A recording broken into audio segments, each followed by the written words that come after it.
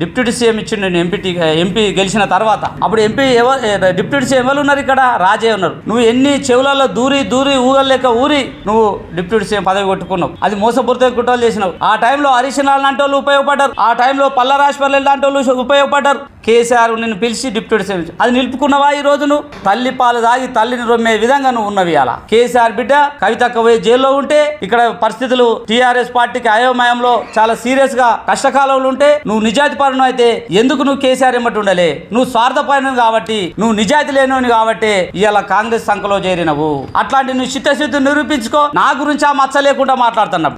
నీకు MLA ticket కావాలన్నప్పుడు నువ్వు ఎవరెవరి దగ్గర పోయిండో నువ్వు ప్రయత్నాలు చేసింది కాలా? నీ బిడ్డ విషయంలో కూడా ముందే నువ్వు కేసీఆర్ తోటి మాట్లాడుకొని వీళ్ళందరూ హరీష్ అన్న కేటీఆర్ తోటి చెప్పించుకొని ముందే ప్రకటించుకుంది వాస్తవం కాదా? అది నీ స్వార్థం కాదా? నీది ఎట్లా నిజాయితీ అవుతుంది? ఎట్లా నువ్వు అంబేద్కర్ వాది అవుతావు? చెప్పేటి అన్ని నీతి మాటలు చేసేటి బోగస్ శాసనాలు అన్నట్టు ఇది వాస్తవం కాదా? నువ్వు ఎంఆర్పిఎస్ ఉద్యమం గురించి మాట్లాడుతున్నాడు కరెన్సీ.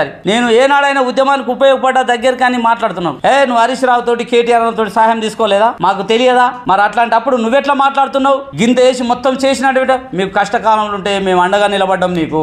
ఆనాటి నుండి ఈనాడు వరకు కూడా నీ ఎమ్మటి ఉన్నాము. మరి ఎమ్మటి ఉన్నప్పుడు ఇలా నువ్వు ఈ పార్టీ నుంచి కాంగ్రెస్ లో జంప్ అయినప్పుడు ఎవరిని అడిగిపోయినారు ఈ కరెన్సీఆర్ గారు అని మేము ప్రశ్నిస్తున్నాము. కాదా ఇది? నువ్వు ఎవరిని అడిగిపోయినావు? నువ్వు కష్టకాలంలో ఉన్నప్పుడు ఎవరితోటి అండగా ఉన్నావు? లేవు. నీ స్వార్థం కోసం, నీ కుటుంబ స్వార్థం కోసమే నువ్వు బీఆర్ఎస్ ను వీడి నువ్వు కాంగ్రెస్ లో పార్టీలో చేరినావు కాబట్టి మాదిగాని చెప్పుకున్నావు. అసలు నువ్వు ఇప్పటికి కూడా ఈ సమాజంలో కూడా నువ్వు మాదిగాని చెప్పుకున్నావు. కొన్ని ఏళ్ళ దాకా వరకు కూడా ఈ సమాజంలో కూడా ఇప్పటికీ కరెన్సీఆర్ అంటే ఏ కులం అంటే నవ్వుతుంటారు. ఇది కరెన్సీఆర్ తన ఈపు తనకు అవపడనట్టు. కొంతమంది పద్మశాలి అంటారు, కొంతమంది బైన్లా అంటారు, కొంతమంది వెలమ అంటారు. ఏదో ఇప్పటి వరకు నువ్వు క్లాట్లేదు. నువ్వు చర్చకంటున్నావు కదా, మేము ఖచ్చితంగా ఏ చర్చ కానీ ఎక్కడగా రేవంత్ రెడ్డి అన్నాడు కదా నీ శీలాన్ని పరిష్కరించుకొని నువ్వు మాట్లాడవన్నాడు. మరి రేవంత్ రెడ్డి గారికి కరెన్సీఆర్ కి మేము సవాల్ విసురుతున్నాం. మరి కరెన్సీఆర్ శీలము మాదిగా ఉపకులం అని చెప్పిండా రేవంత్ రెడ్డి? లేకపోతే మాదిగాని చెప్పిండా రేవంత్ రెడ్డి? లేకపోతే బైన్లని చెప్పిండా రేవంత్ రెడ్డి?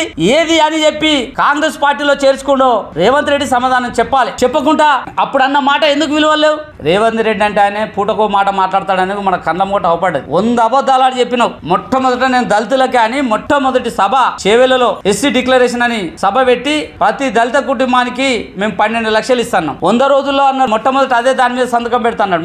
మరి ఇప్పటికి నువ్వు 3 నెలలు అయిపోయింది ప్రభుత్వం ఏర్పడి. దళితుల గురించి ఏనాడని ఒక మాట మాట్లాడినా రేవంత్ రెడ్డి? మాట్లాడకపోను. ఎక్కడ కూడా దళితుల కోసం చేసిన దాఖలు లేవు. అట్లాంటి అప్పుడు కరెన్సీఆర్ విషయంలో రేవంత్ రెడ్డికి మేము సవాల్ విసురుతున్నాం. ఆయన శీలం గురించి మాట్లాడినా కదా, ఆ శీలం మాదిగనా, బైన్లనా, లేకపోతే పద్మశాల, లేకపోతే వెలుమనా? రేవంత్ రెడ్డికి చెప్పాలని మేము సవాల్ విసురుతున్నాము. చెప్పకపోతే రేవంత్ రెడ్డి కూడా ఖచ్చితంగా చావుటప్పు కొడతాం మేము. అందుకోసమే మరొకసారి కూడా మాదిగలను మోసం చేసిన చరిత్ర కడియం గారికి ఉన్నది. ఎట్లానంటే టీడీపీ పార్టీలో ఉన్నప్పుడు మా మోత్కుపల్లి నరసింహన్నను చాలా సందర్భాల్లో కూడా మా మోత్కుపల్లి నరసింహన్న విమర్శించడం జరిగింది. ఈయన మాదిగ కాదు అని చాలా సందర్భంలో మాట్లాడినాడు. అప్పుడు ఆయన అప్పటి వరకు కూడా కరెన్సీఆర్ అంటే మాదిగలే అనుకున్నా మేము కూడా, నేను కూడా. కానీ మోత్కుపల్లి నరసింహన్న మాట్లాడిన తర్వాత నేను బైన్లా అని చెప్పుకున్నాడు. బైన్లా అని చెప్తే నా బైన్ల సోదరులను అడిగితే ఎక్కడ కూడా ఇలా బైన్లలో ఉన్న చుట్టాలు ఉన్న చరిత్ర ఎక్కడ లేదు. బైన్లా కాదని తేడింది. ఆయన మాదిగలంటే మంచితనానికి, మానవత్వానికి మారిపేరు ఉన్నోళ్ళు. అట్లాంటి వాళ్ళను అరే ఈయన మాదిగాని చెప్పుకుంటుండు కానీ అందరు సహకరించి కూడా ఆయనకు సపోర్ట్ చేయడం జరిగింది. ఇక పెద్ద మనిషి ముసల్తానానికి వచ్చిండు. ఇకపోతే ఇక్కడ అక్కడ ఎందుకు?